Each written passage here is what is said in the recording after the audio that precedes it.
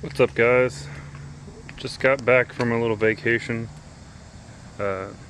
Scat Pack hasn't been fired up in over a week now, so I figured I need to move it to mow the grass, so before it's about to rain. Woohoo! Yay, Florida. So this is gonna be the coldest cold start I've ever done, if that makes any sense. So I figured I'd capture it on video real quick.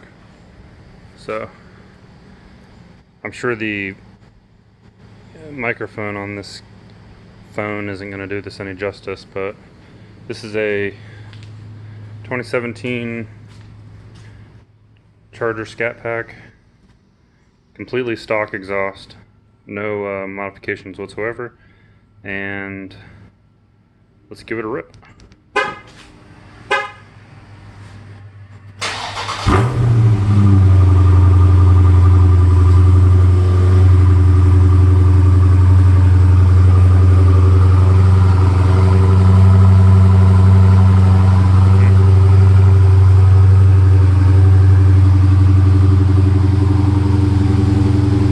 Pretty loud. So, anyways, she's had a week break from me. About time to get back in and clean her up first because she's filthy.